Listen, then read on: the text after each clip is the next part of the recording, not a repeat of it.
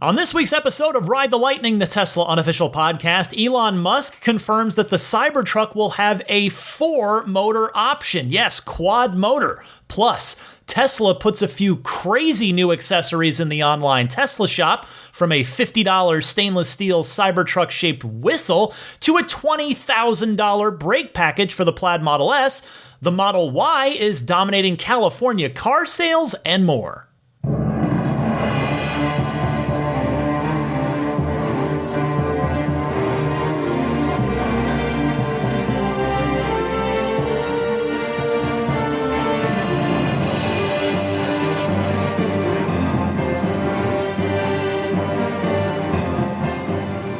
What's happening, friends? Alongside a fed and happy Daisy the Boxer, I'm Ryan McCaffrey. This is Ride the Lightning episode 331 for December 5th, 2021, winding it down on a big Tesla year, and it only got bigger this week as we look ahead.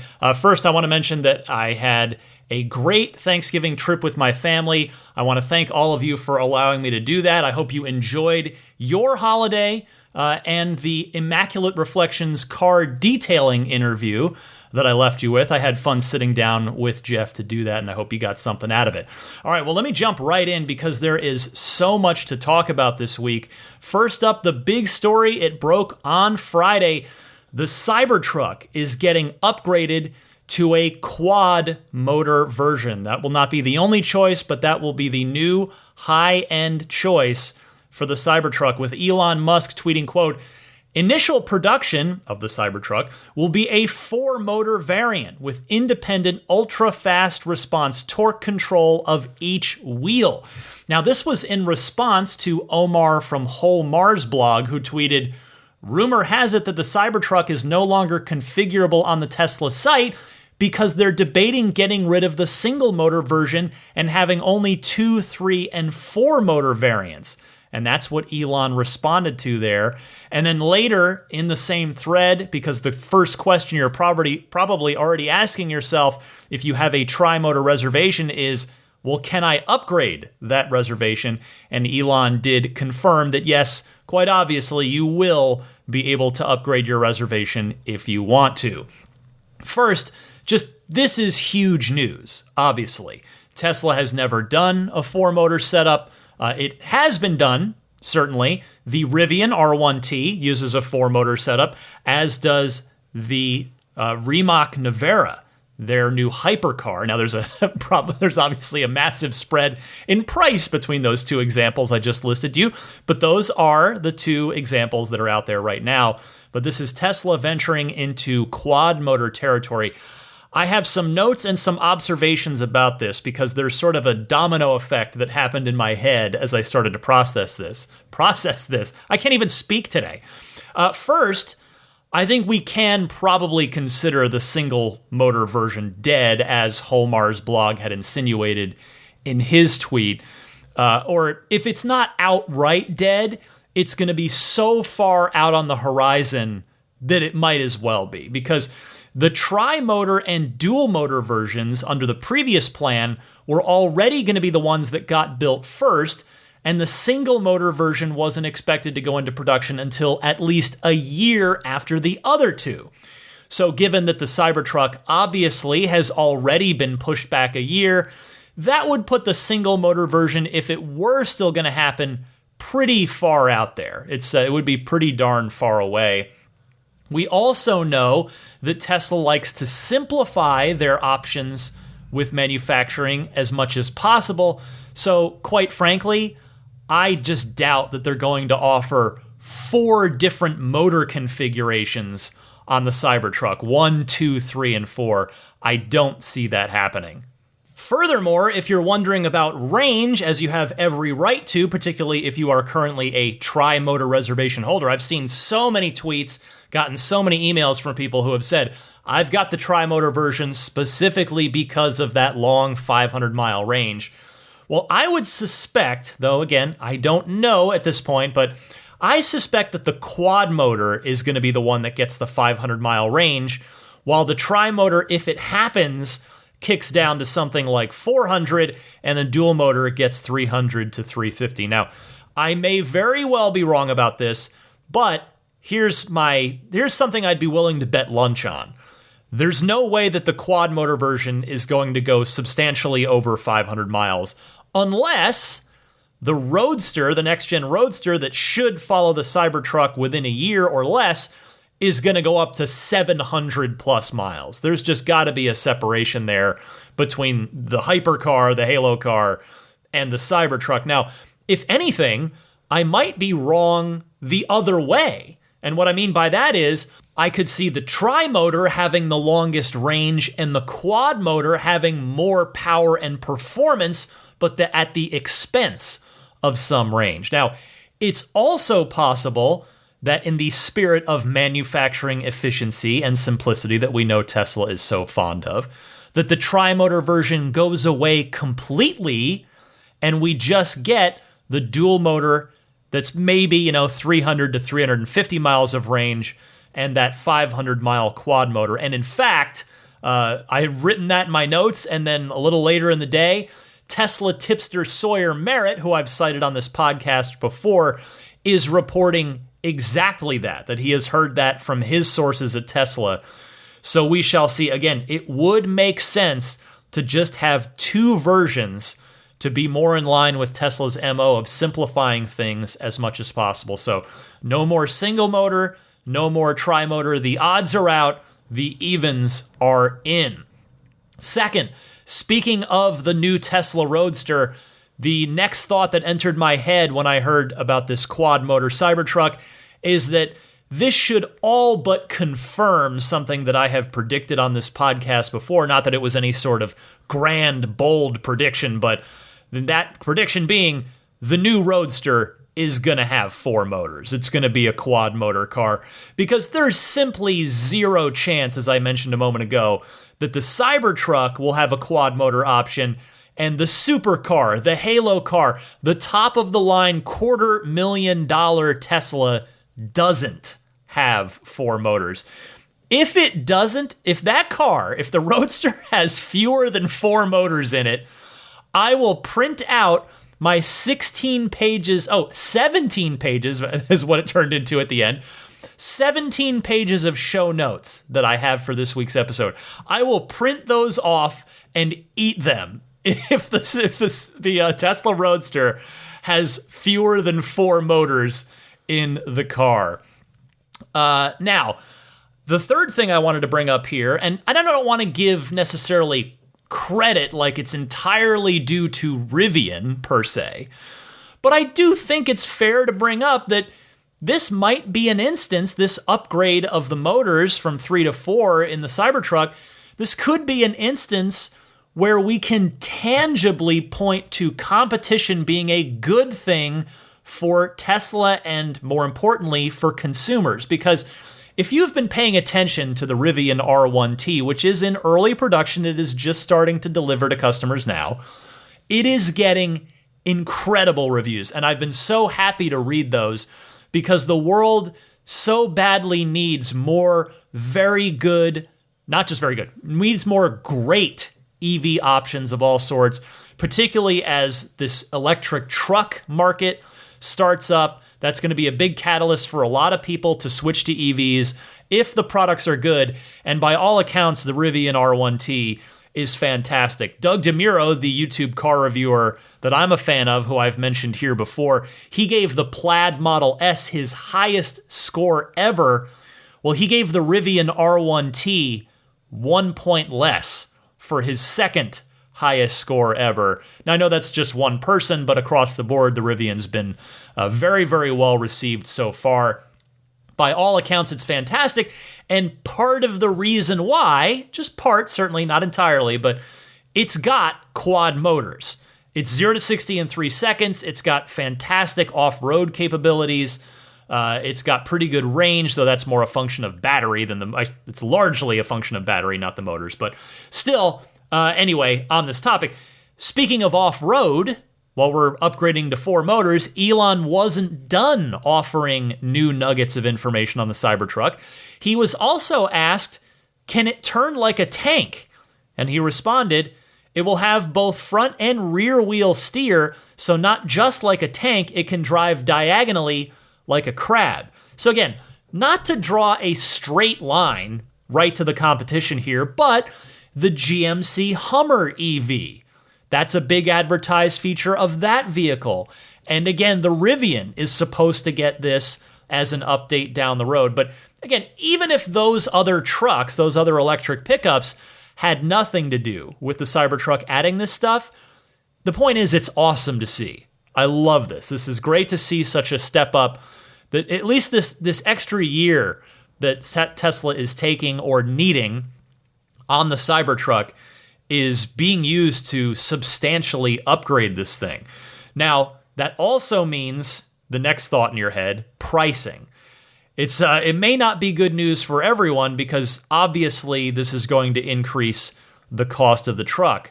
I was just talking recently on this podcast, in fact, about how I thought with the chip shortage and the rising cost of materials that there's simply no way that the tri-motor Cybertruck was going to get made for $70,000. I still believe that, even after this week's big news, even if there is still going to be a tri-motor, which seemingly there might not be, but I'll go ahead and lay down a prediction real quick, even though my prediction episode isn't coming up for another few weeks. But I think the quad motor version could touch six figures with options. I think we could see it start at $90,000 if let's say $90K, because I think if there were still going to be a tri-motor, that would probably be $80 instead of $70, given the trends we've seen over the past year.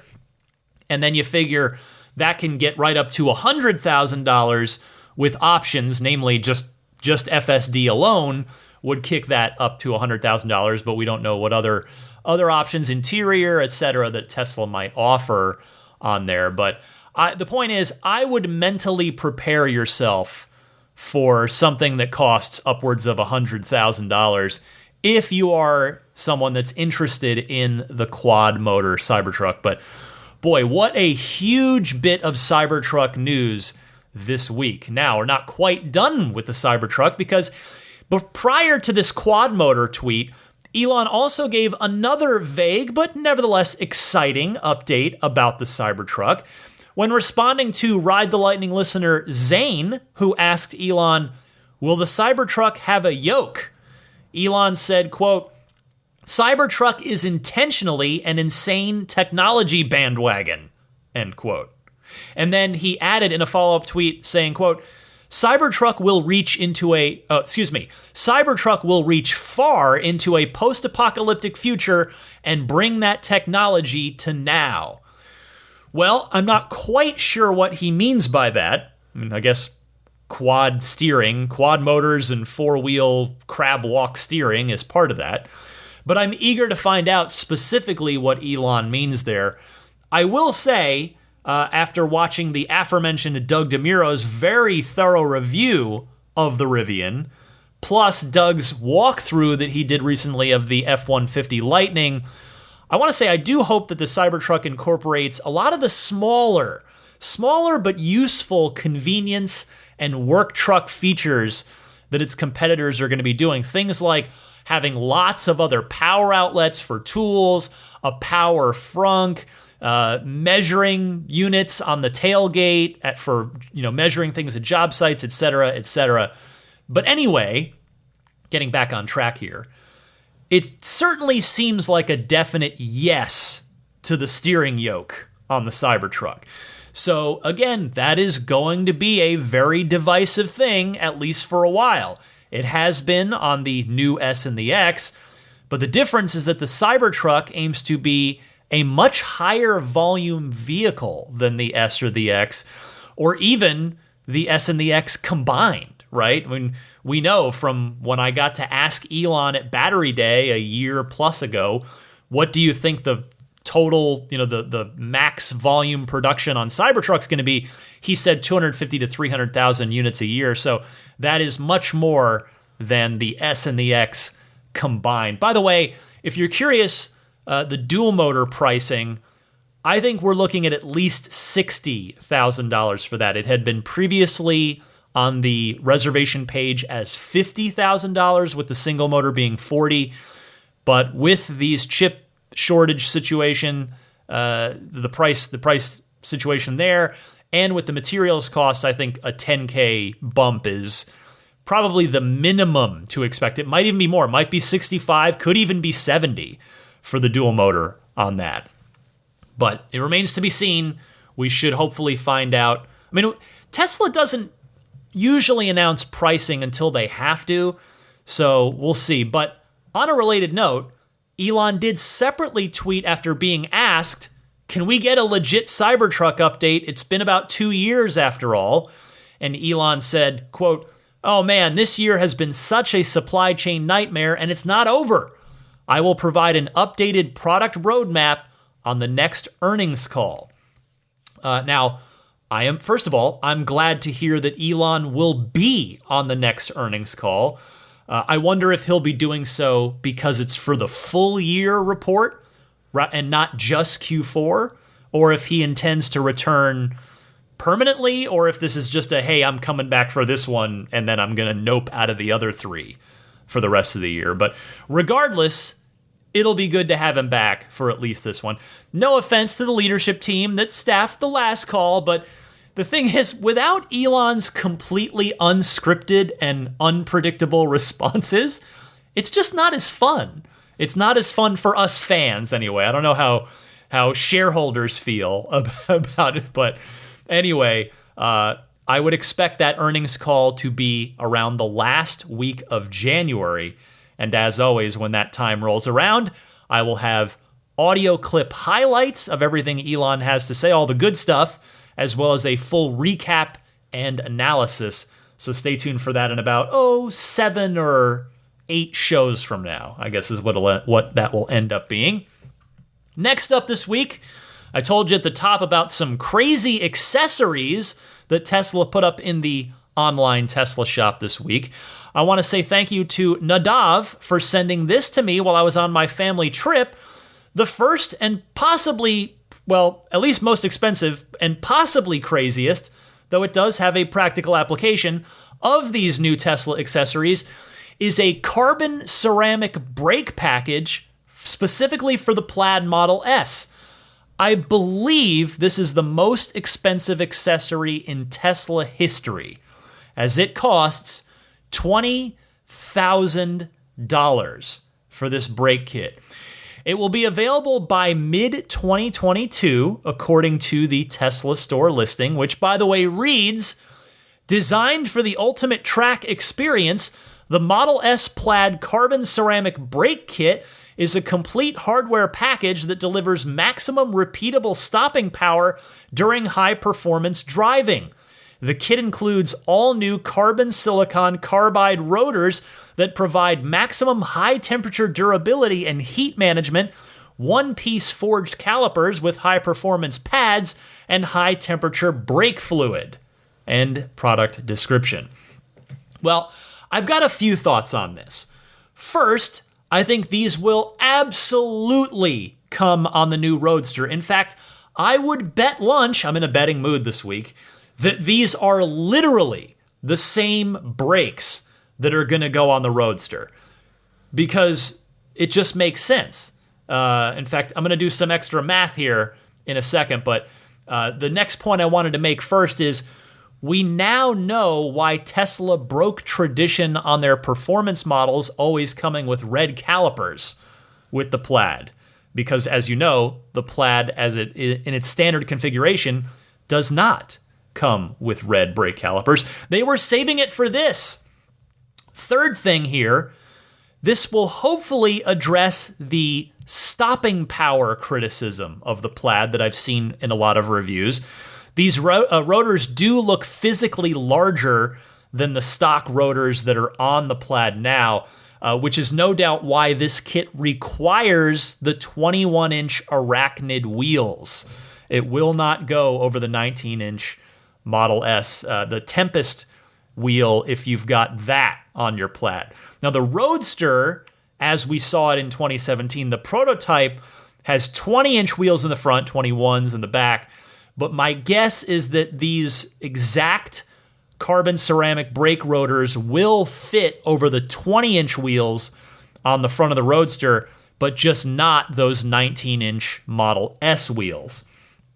Finally, if you're curious, the Plaid Model S now maxes out at $170,000 if you go all out and check every box. That means red paint, white interior, full self-driving, and adding the carbon ceramic brake package. Most people, of course, will not want or need to spend that extra $20,000. In fact, doing the math that I teased a moment ago, let's say 1% of all Plaid buyers pony up for this. And I think that's probably reasonable, right? Like, of every 100 people that buy a Plaid, one of them probably takes it to the track in a consistent and frequent and serious enough manner that they would actually want to spend the $20K on this. Maybe I'm underselling it, but I feel good about that prediction, about that estimate. So 1%, which means if you look at Model S production, I know it's still ramping up right now, it's still low, it's going to get higher, but if you look at 1% of all Plaid buyers, which again, not all Model S buyers, just the Plaid, so you're already reducing that group. The point is, the number of carbon ceramic brake kits that they're going to sell for the Plaid S, it's probably only going to be a few hundred in a year at the most. So I do think it's pretty cool that Tesla is offering this at all, considering it's likely to be a very low volume item. But again, I think part of the reason they are content to do that is because I do think these will be the exact brakes that are going to go on every single Tesla Roadster, which I know itself won't be a high volume car, but if you're just talking about a few hundred brake kits a year, carbon ceramic brake kits a year for those people with Plaid S's that choose it versus, all right, now we're looking at a few thousand when you add those people to the Roadster buyers once the Roadster goes into production, and suddenly it's a little more viable from a manufacturing perspective for Tesla. How about another new item in the Tesla online shop? This one's the least crazy one of the group. Socks. Just socks. So this doesn't actually count as one of the crazy ones that I mentioned at the top of the show. Hang with me for just a minute on that, but you can already buy Tesla hats, Tesla shirts, Tesla jackets, Tesla track pants even. But now you can get your feet involved too with 3 different pairs of Tesla socks. They are each $30, and that $30 gets you 2 pairs. And what's nice is they are 2 different pairs of the same theme. 2 of those 3 sets that, again, come with 2 pairs each. Sorry if this is confusing. I may not be explaining this well, but anyway, 2 of the 3 choices you have are Cybertruck themed, and 1 is a general Tesla theme. Here's the product description for one of the Cybertruck sock sets. It says, quote, inspired by Cybertruck, the Cybertruck Icon sock set includes 2 pairs of natural bamboo fiber blend socks with hand-finished toe seams and sectional cushioning for added comfort. 1 pair features the Cybertruck owl, while the second pair includes a repeat pattern of the Cybertruck silhouette. The other Cybertruck design, if you're curious, is the CYBRTRK graffiti design that you can see if you go to tesla.com/Cybertruck, and it runs up the side of the sock. You get, in both cases, you get a gray pair with a black font and a black pair with a white font. And then the third set of socks is has the Tesla word mark on them. 1 black with red Tesla lettering and 1 gray with white Tesla lettering. So really at this point, Tesla just needs to do a shoe collab with someone, right? Collab, that's what the kids say. And if they just do a shoe collab, you'll be able to completely deck yourself out from head to toe in Tesla gear. And by the way, if anybody from Tesla is listening to this, can I nominate Allbirds for that? Their shoes, I'm a big fan of Allbirds. I have several pairs of them in some different styles and colors. They're really lightweight, they're very comfortable, and they're made from sustainable materials. And as a bonus, they're based out of the San Francisco area, so they share the same backyard. Well, not really that Tesla does anymore. I guess technically not, because Tesla did officially move there. They completed all their paperwork, got it all done. They are officially based out of Austin now, but of course, they have a massive presence in California between the Fremont factory, the design center, the Lathrop facility, the Megapack facility in Lathrop as well. There's a lot of California going on with Tesla still. Anyway, if you're interested in any of the socks, you can find them on shop.tesla.com. Here's another item in the Tesla shop, and yes, this is one of the crazy ones. It is a stainless steel whistle in the shape of a Cybertruck. It's a limited edition. It's $50. And yes, as you've probably already guessed by this point, if you've been trying to get your hands on, say, the Tesla Tequila or the Tesla Surfboard or the Boring Company not a flamethrower, the whistle's already sold out. It's sold out in about, I would say, 2 hours or less. Now, I'm not sure why Tesla chose to do this, but remember that someone on Franz's design team had to design this thing. So it's not just entirely a goof. I suspect Tesla sees it as something that would make a fun Christmas gift for the Cybertruck reservation holder in your life as they continue to wait for their Cybertruck after it got delayed for a year. Now, I'm not done. There is still one more thing. You may have heard about this late this week because it made the rounds, to say the least. One more crazy thing, and it's even crazier than the whistle. It is a $1,900 Cyberquad for kids. And here's the product description on that. It says, get ready for any adventure with the all-electric Cyberquad for kids.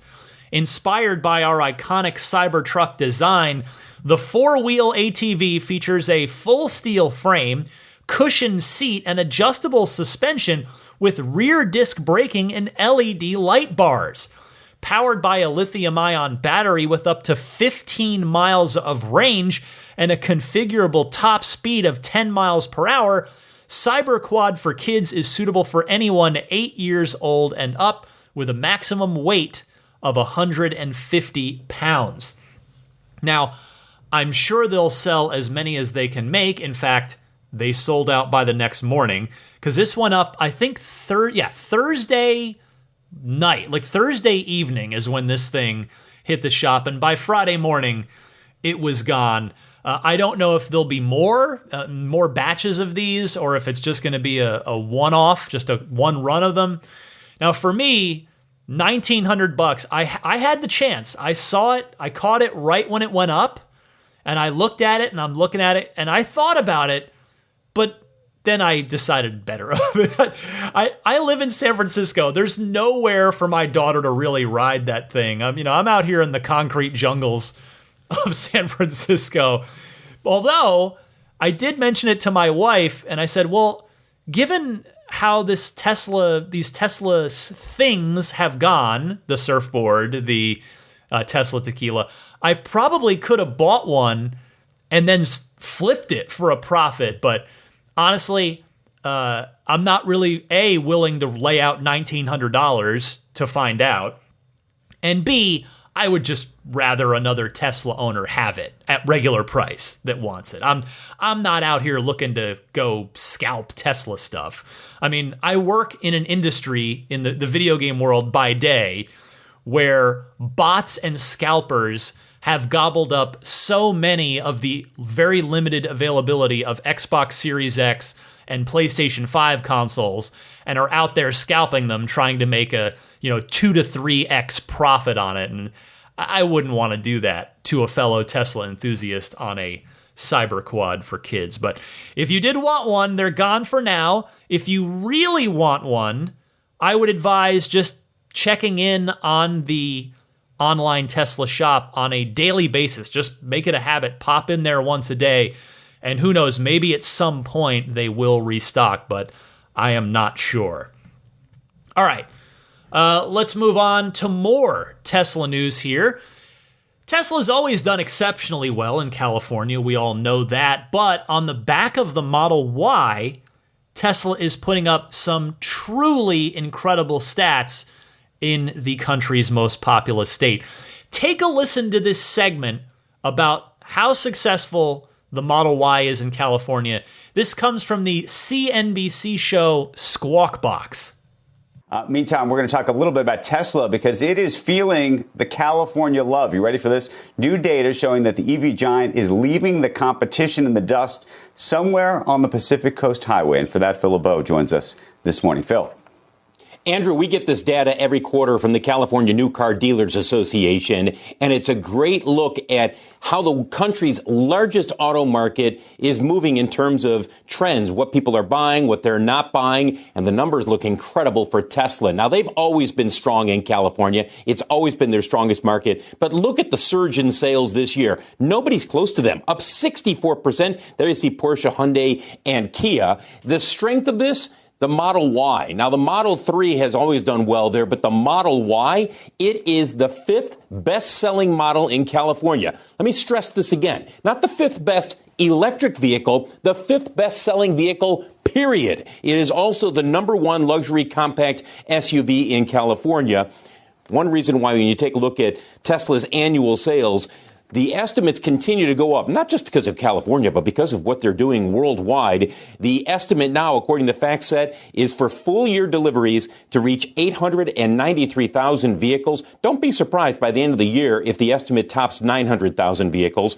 As you take a look at Tesla over the last 3 months, remember, the Gigafactory hasn't even come online. It starts production the end of this year. We'll probably start to see the first vehicles coming out of the Gigafactory next year, and we don't see the Cybertruck until towards the end of next year coming out of there. Also want to show you Ford, Rivian, and General Motors. And why am we showing you all three of these companies? Because all of them have electric pickup trucks that are either have already started deliveries. In the case of Rivian with the R1T, you've got the F-150 Lightning from Ford, and then you've got General Motors e-Silverado. Yes, they have the Hummer SUT, but the e-Silverado is the really high-volume electric pickup truck that's coming in 2023. What you're going to see is a real battle, guys, in Southern California because it is the largest pickup market in this country. Larger than Dallas and Houston, Southern California. And it's also a nice mix of both the traditional full-size pickup buyer as well as the lifestyle buyer. And that's where the Cybertruck is likely to do very well. So new numbers out of California show just how strong Tesla is in that state. And I expect that they will maintain that dominance, certainly when it comes to electric vehicles in that state. But when you see the overall market, with the Model Y now the fifth best-selling vehicle overall, shows you just how quickly Tesla has established itself out there. First of all, wow. I know you might think, oh, well, it's San Francisco, LA, and San Diego, but no, California is way more than just the coastal cities. The fact that the Y is doing that well in the entire state is incredible. The fifth best-selling vehicle, period. And it starts at almost $60,000 at this point. You know what that means? It means that in about 3 to 5 years from now, the so-called $25,000, it's not, now we know it's not really going to cost that much, it's going to be more, but the cheaper compact sedan that Tesla is planning right now, coming out of Shanghai, that is going to have, we know it's going to have an even higher production volume than the Model Y does.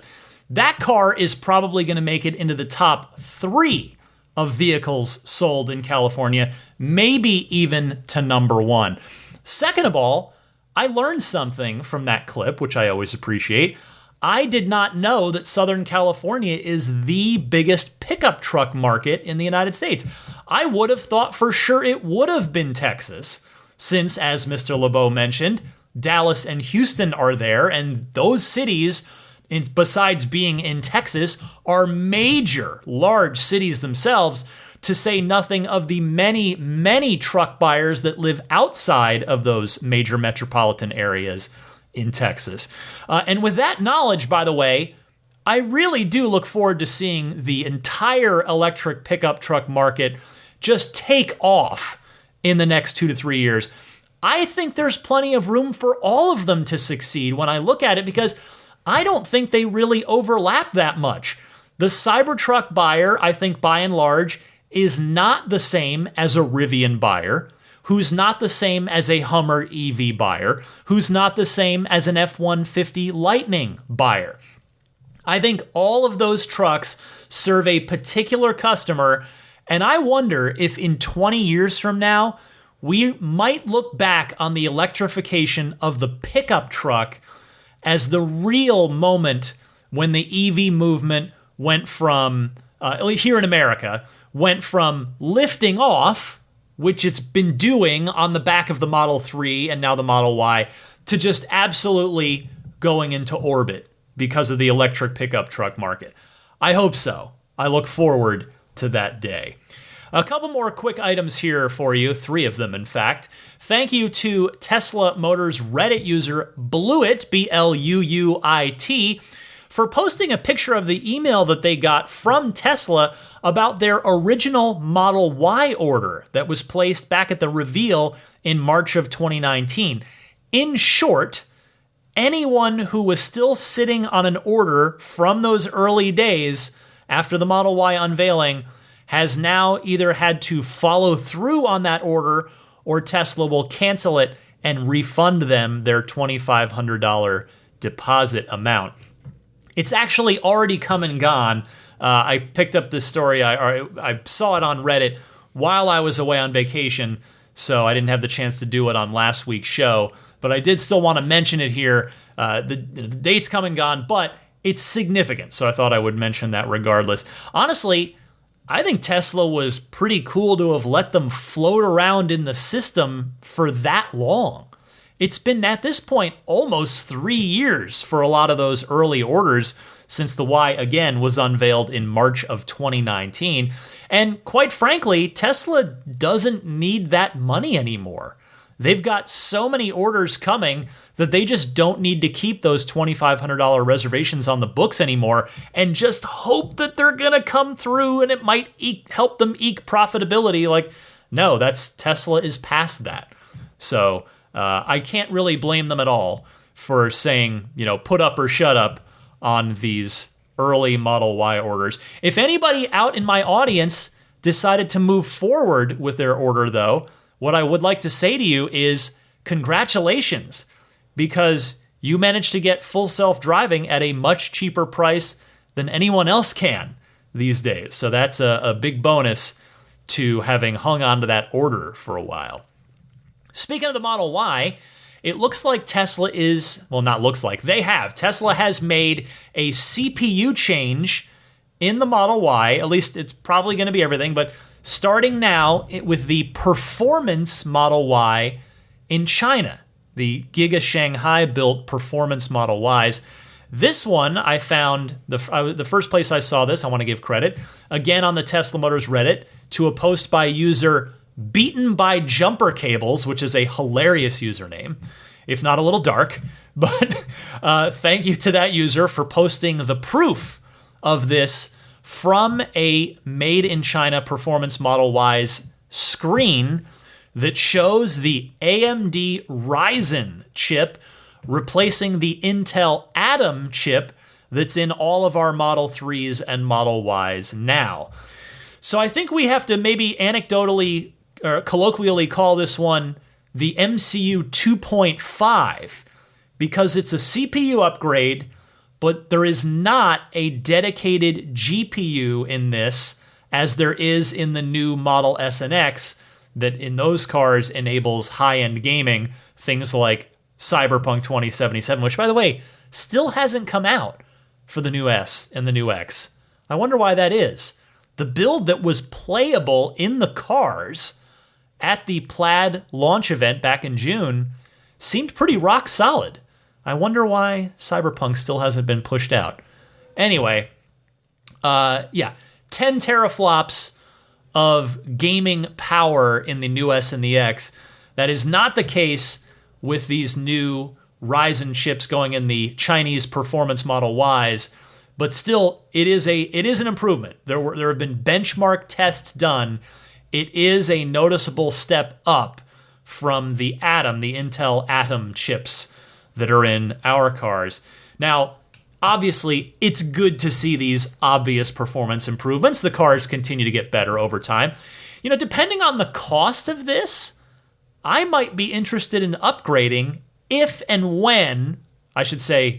or when Tesla eventually, A, brings this to all Model 3s and Model Ys around the world, not just Performance Model Ys, not just Performance Model Ys in China, and B, if they do offer a retrofit, as they have done for the older S's and X's, to go from MCU 1 to MCU 2. I mean, this chip, it's almost definitely going to be rolling out to every other 3 and Y in both Shanghai and Fremont in the near future, not to mention the Model Ys that will be coming out of Texas and Berlin soon as well. But the question of whether or not Tesla will offer an upgrade for the rest of us if we want it, that's a bit more up in the air. I think it could be a while on that because they're just, why would they do it anytime soon?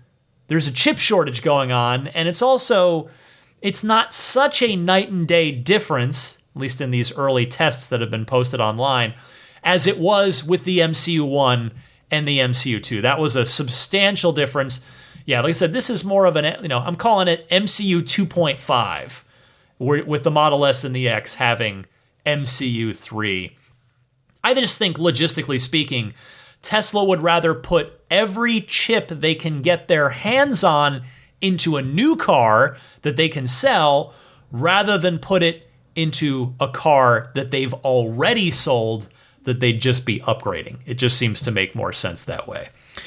Finally this week, another tip of the cap to another Tesla Motors Reddit user, Scott Roberts 79, who posted a picture of his screen showing that Tesla has delivered on another subtle but important new navigation feature that I have wished for on this podcast, though I'm far from the only one who has wished for it. And that is when you're in the car and you tap a supercharger station on the nav screen, it now shows which specific stalls are out of order.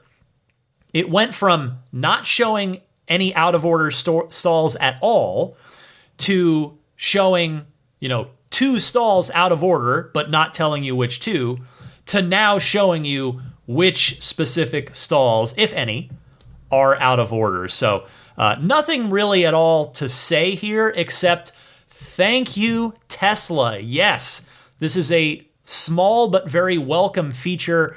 I think this is going to help smooth things out at all superchargers, particularly as we are in the holiday season now, and particularly at those busy superchargers where there might be a line of folks waiting to charge. If everybody knows which stalls are out, fewer people will fewer people will pull into them, plug in, and then have to find out the hard way that stall isn't working. All right, that is everything I have for you in another busy week of Tesla news. Before I move on to your phone calls in the Ride the Lightning hotline, let me once again mention my friends at Wholesome Bakery. Thank you to Wholesome Bakery for continuing their support of this podcast through the end of the year. I sincerely appreciate that. Now, if you haven't already heard, I've got to tell you about these incredible guilt-free cookies at Wholesome Bakery. I love them. As you may know, as I've been saying, I cannot eat dairy anymore. That happened to me at about age 30, and I've had to adapt. And Wholesome Bakery has been a big treat saver for me. I can enjoy some legit good treats thanks to Wholesome Bakery. So just finding genuinely good desserts instead of just like, this is okay, it's fine. No, Wholesome Bakery stuff, genuinely excellent. It's tricky when you either have a dietary restriction, whether it's gluten, whether it's dairy, whatever the case may be, or just you have a dietary preference. So many treats are made with milk, butter, or cream, but not Wholesome Bakery. I found them years ago. They're a local San Francisco women-owned business. Everything they make is plant-based. That means nothing has dairy. Not only that, everything on the menu is organic. Everything on the menu is gluten-free, soy-free, and free of refined sugar as well, so you'll avoid sugar crashes. Now, again, my preference with them out of everything on their wide menu are the cookie sandwiches. 2 cookies with a coconut-based cream filling between them. I love them. These are, again, for real, genuinely the most delicious dairy-free treats I have ever had. And quite honestly, I would put them up against dairy-based treats. That's how good they are. There are several flavors of those cookie sandwiches, and I love them all. Chocolate chip, caramel, peanut butter, chocolate cookie with sea salt is excellent as well. But they've also got, again, a big menu of other great baked goods as well, like paleo-friendly fudge brownies, marzipan truffles, and a bunch more. Again, the holidays are here. So you got a lot of holiday favorites to choose from if you want to order. They've got fudge, they've got cookies, they've got pumpkin chocolate loaves. And again, as I said at the beginning of this, when they first started supporting the podcast, I sought them out. I actually emailed them and said, you know what? I think my audience might really love you guys. Are you interested in maybe doing something? And they, to their credit, Mandy and the team there said yes. And I've been really heartwarmed by seeing a lot of you email me saying, oh, I ordered them and they're great. But the good news is here that not only are they available for the holidays and they'll ship anywhere in the US, there is a coupon code for 10% off of your order. That coupon code is new friend, all one word, NEWFRIND. Put that code in at checkout for 10% off of your first order. Tell them that Ride the Lightning sent you. I guarantee you're going to enjoy them. And that is Wholesome Bakery. Thank you for listening to that. Now, the Ride the Lightning hotline. Let's get to it. Your calls, your Tesla questions, comments, discussion topics. If you've got a question, comment, or discussion topic, I'd love to hear from you. Be heard on the podcast. You can call in anytime. There are 2 easy ways to do it. Both are free. They're pretty easy. You can either use your smartphone's built-in voice recording software and record your question on there. Please try to keep it to 90 seconds or less so that I can get to as many people each week as possible. And then email that file to me at teslapodcast@gmail.com. Alternatively, you can take that same 90-second or less call and just call in with it. Leave a message on the Ride the Lightning hotline.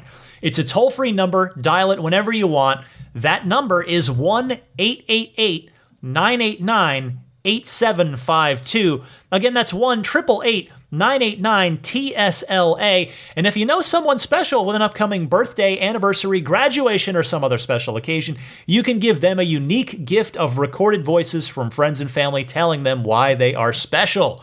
The recordings can be podcasted or put onto a keepsake. Visit lifeonrecord.com to learn more. First up this week is Cody in Tennessee. Hey, Ryan. Cody in Tennessee again. Calling about the end of the year and the end of the quarter for Tesla in the context of Elon's most recent, I guess it was, letter to employees about no longer, paying a bunch of overtime only to, pump out a few extra units at the expense of, the following quarter, and just not trying to chase quarter end bumps any longer.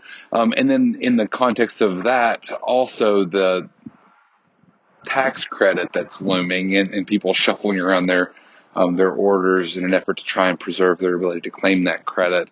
And I'm wondering if there is a middle ground here potentially for Tesla to try to keep some of those customers this year that either hope they'll get the credit or may in fact get the credit, depending on what model you're looking at. For example, I'm looking at a Model 3 Performance that currently wouldn't qualify under the House and Senate, the House developed Build Back Better program. And what that is offering full self-driving to people who purchased this year eligible vehicles as an exchange. We have around $10,000 value for full self-driving, $8,000 for the tax credit. There might be an ability there to, not have to strain manufacturing anymore for something that's a soft cost to Tesla, but at the same time, be able to continue to preserve sales in this quarter and maybe get some consistency out of it. I don't know how complicated it would be to roll something like that out, but it's an interesting thing I thought about while I was jogging today. Anyway, thanks for your podcast, Ryan. Have a good day. Bye. Hey, Cody, thank you for calling in and bringing this up. I had meant to talk about this. First, I am really happy to see Elon say that Tesla is no longer going to have to kill themselves at every end of quarter push. It's long overdue. I have friends, and actually, come to think of it, family that work in deliveries at Tesla, and it's always, I have talked to plenty of them, it is always a tough crunch for them, especially coming up, especially over the holidays at the end of the year. The fact of the matter is that Tesla is now successful enough by stock price metrics, by cash on hand metrics, whatever you want to go with. They are successful enough that they don't need to do this anymore. They're no longer scraping by trying to eke out profitability each quarter. So this is great to see. It's going to be better for the physical and mental well-being of the Tesla delivery teams, and it will reduce the risk of burning those wonderful people out. So I am all in favor of this. As to your suggestion about how in this moment this dovetails with the looming return of the tax credit in an even bigger and better way, by the way, for qualifying vehicles, I think in principle your idea is sound. But in practice, I respectfully have to disagree. I don't think it'll happen because these cars are all so backlogged and so in demand that I just imagine Tesla won't have any problem finding takers at the end of this quarter, tax credit or not, as opposed to the alternative, which for these buyers is going to the back of a very, very long line to get a car way later and get that tax credit should it get signed into law. So I just don't see Tesla incentivizing anybody to take a car this quarter because, quite frankly, they just don't need to. But it would sure be great for those folks if it did happen, though. So believe me, I'm with you in spirit. Let me make that clear. Thank you, Cody. Here's Darren in D.C. up next.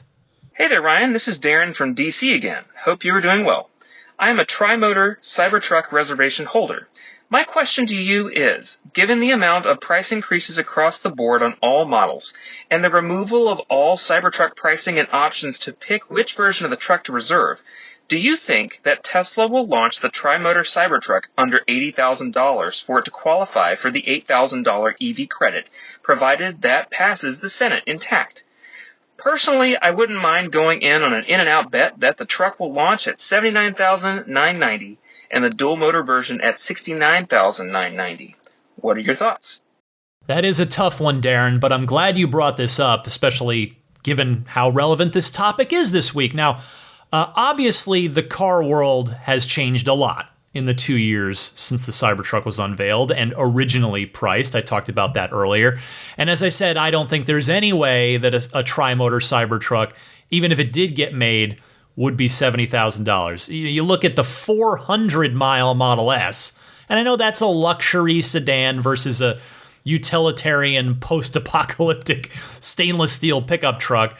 And so they're not exactly apples to apples, but I just don't see a 400-mile Model S being $95,000 and a 500-mile, even quad-motor Cybertruck being $70,000. Is a 500-mile truck going to be $25,000 less than the S? I don't think so. I mean, I know that there are, again, other factors. It's not apples to apples. You've got the 4680 cells in the Cybertruck that are cheaper for Tesla to make.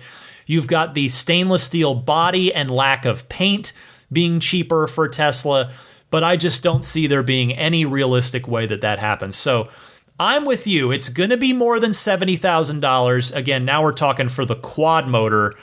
It's just a question of how much. I think the bigger question is the dual motor version going to come in at under this $80,000 threshold that you're talking about for the new tax credit? I think the quad motor, forget that. There's no way. There's virtually no way. I mean, I guess I shouldn't say that with certainty because nothing's been confirmed, but I don't see any way that happens. I think it's really now, will the dual motor Cybertruck be under $80,000 to qualify for this new tax credit? So we shall see. I think it's just going to be, Tesla's not going to care. And I don't say that maliciously, like I really don't. I just think they have so much demand for this truck. They're going to be able to sell every single one that they can make, regardless of tax credits, that they're going to price it at whatever makes sense for them, even if it's over $80,000 on either or both of the reported SKUs, the dual and the quad. And that's just the way it's going to be. Now, as time goes on, as the chip shortage subsides, materials costs hopefully come back down to earth, then yes, I think there's a chance that Tesla will really zero in on that tax credit threshold and do their best to lower the price so that it does qualify, so that they can get as many people in the door, as many people switching from gas to electric as possible. But in the early going, between the demand and the current market circumstances, I just don't think Tesla's going to even think about, really give a second thought to that proposed tax credit. Thanks for your call, Darren.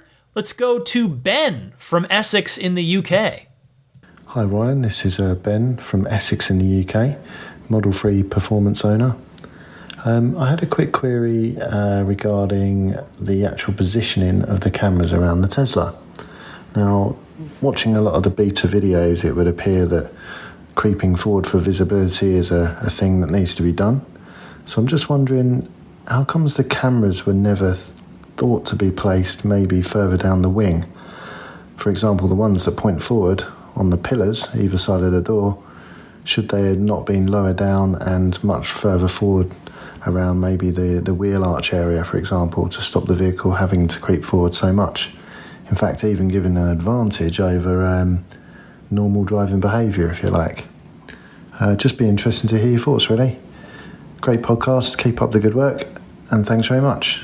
Thank you, Ben. Funny you bring this up, because when I got together with my friend Michael recently, he made the exact same point. He says that he thinks hardware 4 should have 2 additional cameras looking forward and out. Basically, like the repeater cameras on the fenders, but flipped around to face forward, mounted on the top of the A-pillars. If that can be done in an elegant way, boy, I'm totally with him on that. And I think it speaks to your point as well. I agree that the cars could use better visibility for the Autopilot cameras when looking ahead of the car and specifically out to the left and right in front of the car. Like, when you're at an intersection trying to look left or look right, that's where some improvement could be had. I will be eager to see if Tesla does indeed mount additional cameras on the cars when version 4 rolls out, or if it'll just be cameras in the same places, but higher resolution cameras. Let's see. Let's do 2 more calls this week because the show's already running pretty long. Here's Dave from Cleveland. Hi, Ryan. This is Dave from Cleveland. I have been listening to your podcast for about a year. I don't own a Tesla yet, but I'm about to order one. I do own a plug-in hybrid Audi. What I wanted to comment on was in the new bill that passed the House and is going to the Senate for the Build Back Better, that adaptive driving beams are in that bill. And if it gets signed by President Biden and goes into law, that NHTSA, the National Highway Traffic Administration, has 2 years to implement testing and a rule to allow adaptive driving beams on all vehicles, to include Teslas. Tesla already has this in Europe, and I don't know how it performs compared to Audis or Mercedes-Benz for adaptive driving beams. But in America, a lot of people are unaware of this and have automatic high beams, but don't understand the value of adaptive driving beams. I've been following it for years, waiting for it to arrive, and that's part of why I might want to wait to order a Tesla to get adaptive driving beams as well as the 4680 cells. Keep doing what you're doing. Great podcast. Enjoy it, and look forward to it every week. Dave, thank you very much for this. I wasn't aware of it, so I am happy to learn something new that's relevant to Tesla. And it's good news at that, so yay. And since you mentioned that you're waiting to order your Tesla in part because of this, some food for thought on that subject. It might be possible to retrofit adaptive headlights onto your car later if you decide to order prior to NHTSA approving them. I obviously can't guarantee that. It's possible that the wiring harness could be different, but the housing is likely to be identical, so there's a pretty good chance that you could just order the new headlights from a Tesla service center once they're available and get them installed on your car. Regardless, I hope one way or another, whether you wait or whether you retrofit later, that you are able to get them on your Tesla. Finally this week, let's go back to Washington, D.C. and hear from Greg. Hey, Ryan, this is Greg calling from Washington, D.C. Love the show, love the podcast, and thank you so much for everything you do. Just a comment/question. You know, I've had a Tesla for about a year now, and I absolutely love it, and I particularly love Autopilot on road trips. It makes it super smooth, relaxing, and just a lot easier to drive long distances. However, one thing that has always bugged me about it is, you know, as a human driver, I do my best to avoid driving in other people's blind spots.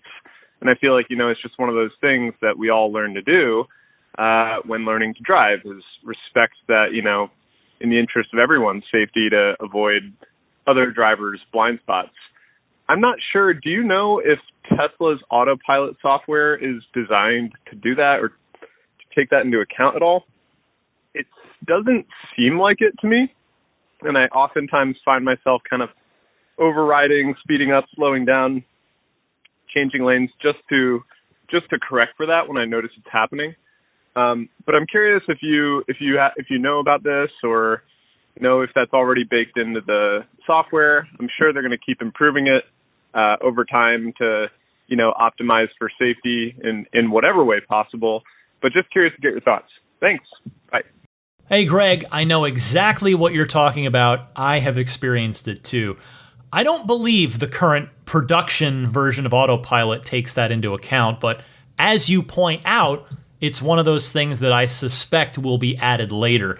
I may be wrong, but that feels like a dessert kind of feature. Not that it's not important, but what I mean by dessert is the kind of thing that the Autopilot team would focus on and implement after the core system is already feature complete and rock solid. I'm obviously no Autopilot engineer, but it does seem like the kind of thing that a vision-based system should be able to see and react to.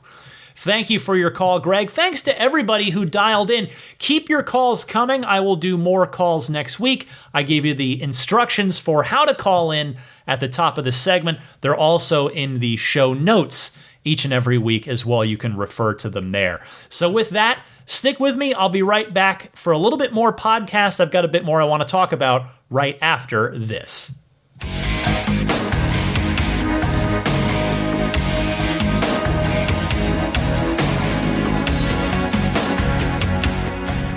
This is the part of the show where I talk about what's going on with my car, and I wanted to talk about the current version of Autopilot. Now, I'm on the full self-driving beta, as you all know, and as part of that, it switches you over to the vision-based Autopilot system, including for the regular production highway Autopilot. And I've talked already, I think I talked before I went on my trip, about how I've noticed a difference for the worse compared to the production Autopilot with the radar assistance. And I have to say, I hit a new low with my feelings on the vision-only Autopilot. I've only had a chance to do really one day with a lot of driving, and then one other short trip that I'll talk about as well. But I had my family all in the car for this long day of driving. And again, this is on the highway. This is not the full self-driving stack. This is the production highway autopilot stack, but it's running on vision cameras only. Not once, not twice, 3 times I had a hard braking, phantom braking incident. And I know at least 2 of them, maybe all 3, but definitely 2 of them where I was just going along with my, cruise speed set just in. I usually will hang in the second lane from the left or the third lane from the left, depending how wide the road is. I don't go in the left lane unless I'm going to pass, but I also don't like to just be in the right lane because that tends to be slower. So I tend to stay in the middle lanes. And so I'm just going along. And so in 2 of these cases, from 2 lanes over to the right, so I guess the far right lane, I'm coming up, and then the car is making a change from 2 lanes over to the lane next to me. And the car, and it happened, kind of right near me as I was coming up on it. The car slammed on the brakes because I guess it thought it was coming into my lane. So that was supremely aggravating. Certainly nobody behind me is the good news. Happened again later, and again, the third one, I'm not sure if it was that or if it was something else, but just, my wife, and I can't blame her at all, was at the point where she even said, she's like, I'm totally on board with Tesla and Autopilot, but this is ridiculous. And I don't blame her for that. I don't blame her at all. It's getting to the point where, come on. It's making me honestly want to opt out of the full self-driving beta entirely so that I can go back to the production autopilot and get my radar turned back on, because I do have a radar-based car. And I'll tell you, the other thing, it made me feel very bad for all of you with new 2021, summer and onwards, 2021, 22, 3s and Ys, where your cars don't have radar at all. It is a noticeable difference. And I'm not just talking about these phantom braking incidents, which, by the way, if you think, well, okay, Ryan, it's just your experience. Yes, it is. It is just my experience. In fact, I was texting with my friend Michael. He has a new vision-only Model Y, and his other cars, Model 3, is on the beta. He is not experiencing quite the severity of unpleasantness that I seem to be. But I have seen so many posts in the community from other people feeling the exact same way, that the phantom braking situation is just really bad right now. And I know it's going to get better. That's the good news, is it can get better, and it should get better. I want to be very clear about that.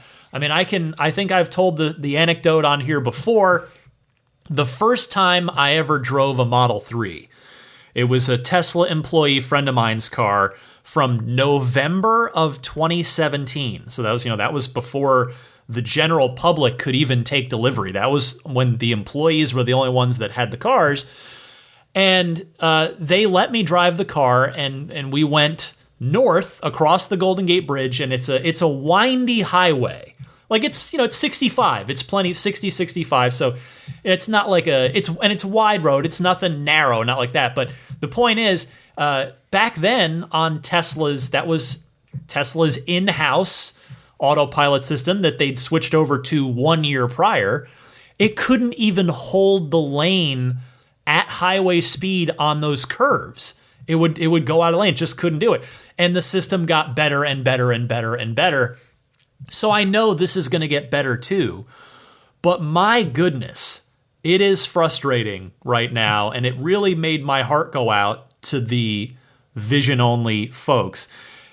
The one thing I tried, because the one remedy I've seen proposed in the community, I've seen put out there, is recalibrate your cameras, which you can do in I believe it's in the service menu. Yeah, it's the service menu in your car. And it'll obviously disable autopilot, disable traffic aware cruise control. And then you've got to drive around for, in my case, it was 7 miles to have the car see the lanes in the road, recalibrate itself. And so I did that. I've only driven the car once, and it was that same drive. So I did the 7 miles. I pulled off the freeway onto an exit, stopped, put the car in park, re-enabled, and started going again. And the rest of my trip, which was about 15, 20 miles, was clean in terms of I did not have the phantom braking awfulness that I'd experienced before. So I got to drive it more this weekend, and I want to be crystal clear. I'm not completely condemning this whole thing, because maybe the camera calibration will make a positive difference. Hopefully it's not just a small sample size at play here. Hope maybe there was just, my cameras could have just been a little off on their calibration, enough that when a car from 2 lanes over, just in front of me and next to me, moved 1 lane over on a lane change, it won't have my car slam on the brakes anymore. So we'll see. I'm going to keep driving it. I have plenty of driving that I'm scheduled to do this weekend. And 10.6 full self-driving beta, that new version, is due out. It's supposed to go out internally at Tesla tonight as I record, Friday night, and then we should see it trickle out to the public beta testers in the any part of the week, probably Monday, Tuesday, Wednesday. So we'll see if what differences there are with that. But I don't know if any of you fellow, not just FSD beta testers, but also those of you with vision-only cars, what your experience has been with it. No need to call in with it necessarily. If you want to drop me a quick email, that's cool, or a tweet or something like that, an Instagram message. But it was a frustrating go this past weekend on 10.5, which 10.5 had come in while I was on my trip. So that was my first drive on 10.5, which is generally regarded as being a noticeable bit better than 10.4 was. Although, again, I don't think the FSD version even necessarily affects what I'm talking about, because my issue here was on the production highway stack. So I'm more talking directly to any of you with vision-only autopilot on your cars. So I really hope it was the camera issue. I want nothing more than for it to be a camera problem, a camera calibration problem. But again, all the posts that I've seen out in the community, it's kind of disheartening right now. So I hope it gets better soon, please, soon, because the radar assisted autopilot that I was on prior to opting into the FSD beta had really been rock solid for me. Not perfect, but just very reliable, very smooth. I was very, very happy with it. I felt awesome about it. So I want to get back to that place soon, please. All right, let's do a pro tip of the week real quick here. Phil from Kent, Ohio. Ryan, this is Phil from Kent, Ohio with a tip for you. I discovered it, and it just sort of made my day. A lot of times I use the in-car navigation to automatically take me to work and take me home, and I don't want the navigation to always have the voice on. And so I just have left navigation voice off permanently because I don't want the voice all the time. But when I go somewhere that I am not familiar with, I do want it. And so if you use the voice command, turn off voice navigation or turn on voice navigation, it is a way with your voice to mute or unmute the voice on navigation. So I'm driving somewhere right now that I've not been, and I said, turn on voice navigation, and now I'm getting voice directions. It's kind of awesome. Hope you're doing well. Thanks so much for the podcast. I look forward to it every week. Bye. That is a good one, Phil. Thank you. Like you, I keep it off all the time and don't bother ever digging into the menus to turn it back on, even when it might be useful in an unfamiliar area. So I'm going to use that tip myself much appreciated. And if anybody else out there has a pro tip of the week that they would like to share with me and the Ride the Lightning audience, I invite you to call in with it the same way that you would call in with a regular Ride the Lightning hotline call. I told you about how to do that earlier in the show. All right. Let me get ready to hit the road here, but before I do, let me first mention some friends of the podcast. First up, abstractocean.com. Use the coupon code RTLPodcast, all one word, RTLPodcast at checkout to get 15% off of your first order there. They've got all kinds of different products. I would say lighting is their specialty, as I've noted before, interior lighting. If you want to do brighter LEDs on the interior of the car, you can do that. If you want to do different color LEDs, they can do that. They've got neat stuff like the rear footwell lighting kit, which I think is especially nice in the Model Y. The 4th generation tempered glass screen protector that's all custom made for the Model 3 and Model Y screens. Just all kinds of stuff. Check it out, abstractocean.com. Next up, the snap plate. Get yours at everyamp.com/RTL. This is the front license plate bracket for people that otherwise hate having to have a front license plate. People like me, in fact, because it goes on and off securely. There's no automotive tape, no automotive adhesive, which is how the front license plate frame that Tesla includes with your car works. So you can take it on and off securely. You can take it off for car shows. You can take it off while you're cleaning the car, put it back on for toll roads and bridges, put it back on if you're at a parking meter to avoid parking tickets, etc., etc. It's not going to get in the way of your paint or your grill or your radiator or your autopilot, any of that stuff. So get yours for any of the 4 Teslas at everyamp.com/RTL. How about puretesla.com/RTL, your one-stop shop for your dash cam and Sentry mode needs. You want to grab the 128 gigabyte kit for $49. That's probably the most efficient way to go. But if you do want a larger storage capacity, you could do the 256 gigabyte kit for $69. Whichever one you buy, it comes fully formatted and ready to go out of the package, which, by the way, is shipped free anywhere in the United States. And then the other neat little product they've got, if you're into gaming in your Tesla, you spend a lot of time maybe while you're waiting to pick up your kids at school, while you're at a supercharger, whatever it is, you like to play the video games that are in the car, puretesla.com/RTL is also where you can get the wireless game controller kit.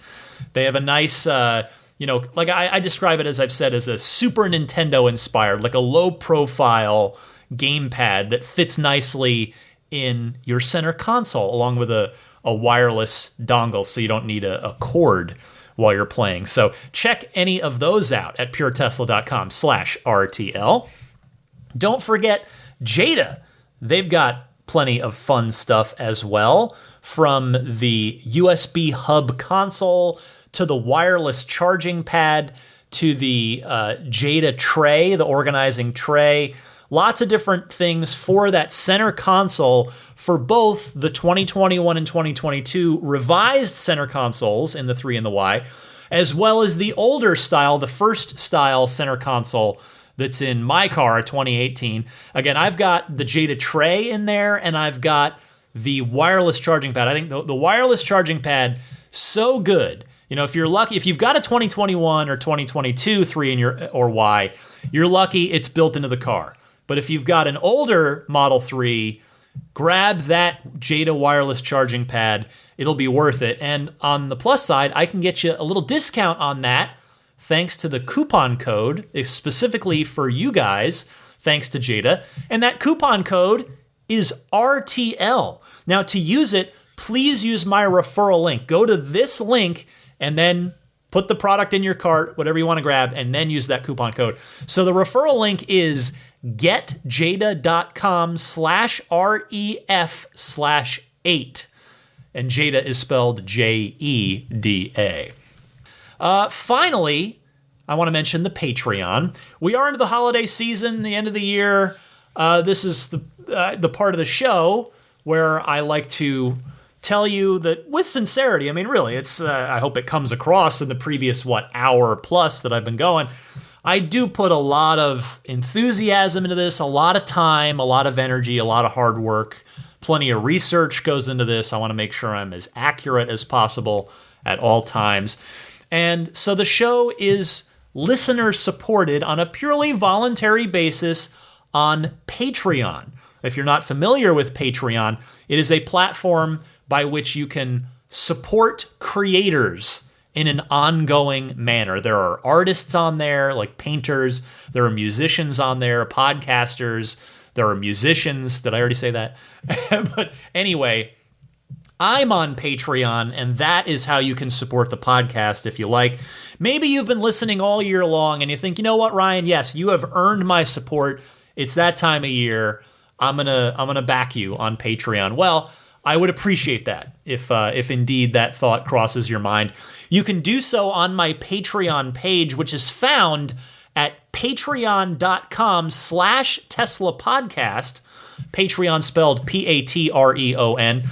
There are monthly support options, or if you just want to pay once, there is a yearly option. And if you do that, you get a 5% discount over what you would do just going month to month on it. So it's the Plaid, the paid, what am I trying to say? Let me try this again. I'm staring at Plaid and Maximum Plaid, the backers that I'm about to read, but the support tiers start at $5 a month, and that will get you early access to each week's show, and they go up. There's the $10 tier with the extra monthly bonus mini episode, which I'm about to change the format of, by the way. I'll tell you about that soon. And then there's the Plaid tier, and then the Maximum Plaid tier. Now, the Maximum Plaid folks and the Roadster in Space folks above that higher tier, get the group Google Hangout every month, which, by the way, we're going to be doing this weekend. I mean, by the time most of you hear this, it'll have already happened. But those have been fun every single month. The Roadster in Space tier backers, they get a one-on-one with me in addition to the group Google Hangout. Anyway, Patreon. If you would see it in your heart at some point, maybe today, maybe tomorrow, maybe next week, maybe the start of 2022, maybe you got a date in mind, I would love it if you would support the podcast. Anyway, let me just thank those wonderful Patreon backers. I will start with the Maximum Plaid crew because there is a new member of the Maximum Plaid backer group. It is Andre Kent. Thank you so much, Andre. I appreciate your support. And then the rest of the Maximum Plaid crew: Jonathan Wales, Cameron Clark, Daniel Grummer, Seth Capello, Nick and Tony, Tesla Hitchhiker 42, John Schmidt, Stan Roth, Charles Galpin, Ryan from Las Vegas, Darren Nickel, Kaz Barnes, Ulrich Lassa, Brett Libano, Patrick Wisniewski, Gil Cabrera, Hay Watley, Eric Brown, Mark Eversole, Todd Badger, Joe Edgel, Kevin Yank, the Tesla Owners Club of San Joaquin Valley, Michael Williams, Will Stedman, Mait Suaru, Derek Nesselrote, Justin Perez, Jeremy Harris, Chris Beach, Tom Mills, Alex Brem, Zachary Howard, Tyler Smith, Corey O'Donnell, Matthew Graham Dronberger, Scott Gillis, Aaron Huxley, John Cody, Aaron, and Sonar Tech 77. Thanks to all of you. An extra big thanks to the Roadster in Space tier backers: Pete White, Lyle Austin, Steve Radspinner, Fernando Cordero, Lawton from Chicago, Sean Neidig, Scooter Ward, Neil Weaver, Jackson Wallace, Crafty Geek, Richard Stokes, Rolf and Jennifer Evers, and, Howard Anthony Smith. Thanks to all of you. And then the Plaid crew. A big thanks goes out to George Cassiopo, David Brander, Logan Willis, Jason Chalukas, Tim Hyde, Peter Chalet, Eric Randolph, David Nondal, Joel Sapp, Dory and Steve Guberman, Jeremy, Tesla Owners of Taiwan, Ron Lee, Charlie Gillespie, David Perella, Sunil Joseph, Dennis Peak, Jeff Angwin, Chase Cabanillas, the Lydia family, Aaron Altschul, Jared Brown, Jerome Strack, Jamie Dalton, Noel and Lucy Murphy, the Tesla Owners East Bay Club, Paul Casarino, Ryan Natchett, Mike and Barbara from Louisville, David J. Howes, Travis Krenzel, Matt Nixon, the Tesla Owners Club of Wisconsin, Jonathan Zalesny, Rick Dean, and not Elon Musk. And by the way, about a month ago, I mentioned the Patreon backer A Cup of Cheese, that is the handle he goes by, was very kind to offer a giveaway on Patreon, specifically for anybody on my Patreon. The prizes were a Mattel Creations Cybertruck kit, as well as one of the smaller Hot Wheels Cybertrucks, and that ran for the month of November. So the winners have been drawn and the winners have been contacted. The winners are Dylan Kingsley and Mike Klimkowski. Thank you both to both of you for backing me on Patreon and being eligible for that. And again, there were hundreds of entries into that. So thank you to A Cup of Cheese. He just emailed me out of the blue. Like, I didn't say a word or suggest anything. Out of the goodness of his heart, he reached out with that. So that's the kind of amazing community that the Tesla community in general is, and the Ride the Lightning community specifically is. So thank you very much for that. And that will do it for this first episode in the month of December. 2021 is winding down. It has been a fun year so far, but it's not over yet. I will be with you. I will not be taking any time off over the holidays. I'll be around. I'll be doing the podcast. Don't worry about that. And with that, I will step out because it's been a long episode. For a snoozing Daisy the Boxer, I'm Ryan McCaffrey. This was Ride the Lightning episode 331, and I will see you back here next week.